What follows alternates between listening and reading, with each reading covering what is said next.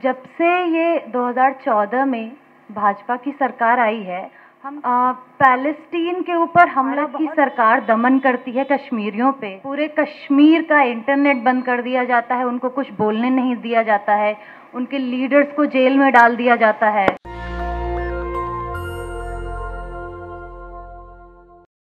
तो पूरे विश्व में सब इजराइल के सपोर्ट में बोले कि Israel has right to protect itself, और उसी कतार में इंडिया भी शामिल हो गया, जो कि बहुत ही एक शेमफुल बात है। हम सब यहाँ इकट्ठा हुए हैं पैलेस्टीन के सपोर्ट में।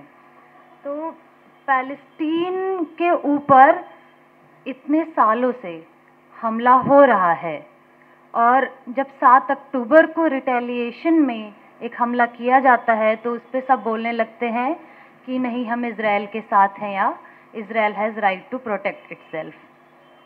लेकिन ये इतिहास बहुत लंबा है।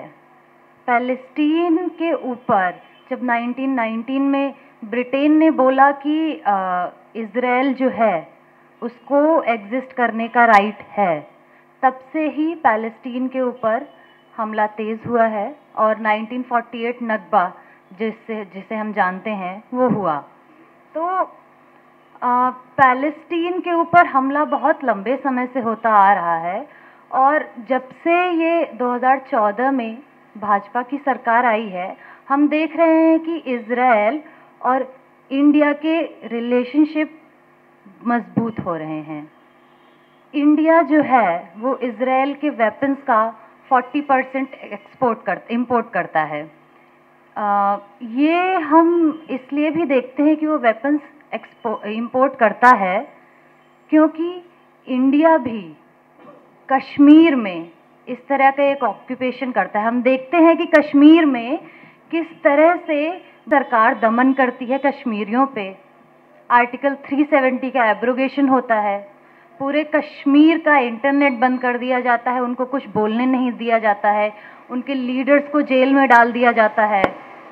Now Kashmir is a union territory which means it is directly controlled by the central government, and उसके रिप्रेजेंटेटिव का कोई मतलब नहीं है कि वो कश्मीर के लिए कोई भी रूल बनाए, कोई लॉ बनाए, उसमें उनका कोई से नहीं है।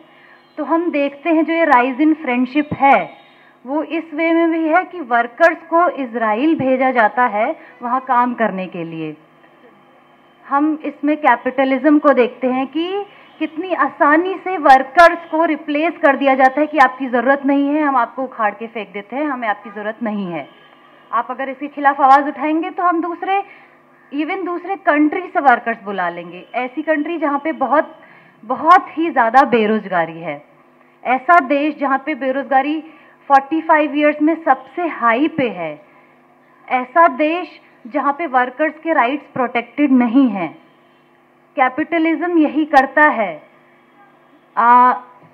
जब एक तबका जिसके पास कोई रिसोर्सेज नहीं है उसे अपना लेबर बेच करके ही ज़िंदगी गुजारनी पड़ती है, तो उसके पास कोई राइट्स नहीं है, एंड उस तबके को माने कि अगर उसे इजराइल भी भेजा जा रहा है काम करने के लिए तो दे आर लाइक कि हम क्या करें, हमारे पास जॉब्स नहीं है, हमें जाना पड़ रहा है, हमें पता है हमारी जान खतरे में है, लेकिन हमें जाना पड़ रहा है।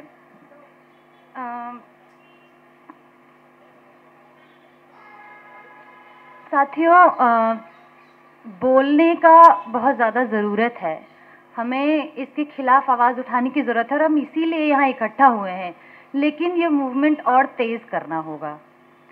It is very important to speak for Palestine, to speak for Kashmir, to speak for every oppressed class, every oppressed caste, every oppressed gender. हर एक स्ट्रगल, हर एक मूवमेंट आपस में जुड़ा हुआ है, और हम लोग इसीलिए अलग अलग संगठनों से, अलग अलग यूनिवर्सिटीज़ से, अलग अलग सेक्टर से यहाँ साथ में इकट्ठा हुए हैं, क्योंकि हमें पता है कि जो मूवमेंट्स हैं उनको साथ लेके चलना बहुत ज़रूरी है। और इसी क्रम में मैं एंड करते हुए एक पोएम पढ़ना चाहूँगी जिसका शीर्षक है my homeland by Ibrahim Tuqan. My homeland, my homeland, glory and beauty, sublimity and prettiness, Are you in your hills? Life and deliverance, pleasure and hope. Will I see you, safe and comfortable, sound and honored, in your eminence, reaching the stars, my homeland, my homeland. The youth will not get tired. Their goal is your independence, or they die. We will drink from death, but we will not be slaves to our enemies. We do not want an eternal humiliation, nor a miserable life. We do not want, but we will return our great glory. My homeland, my homeland. The sword and the pen are our symbols, not talking, not quarreling, our glory and covenant, and a duty to fulfill it. Shake us, our honor is an honorable cause, a raised flag, oh your beauty, in your eminence, victorious over your enemies, my homeland, my homeland. National Dastak की आपसे गुजारिश है कि अगर इसको बचाना चाहते हैं तो नेशनल दस्तक को सब्सक्राइब करने के लिए रेड कलर के सब्सक्राइब बटन को दबाएं, फिर बेल आइकन की घंटी दबाएं। नेशनल दस्तक को बचाने के लिए बहुत जरूरी है कि हर खबर को शेयर करें, लाइक करें, कमेंट जरूर करें।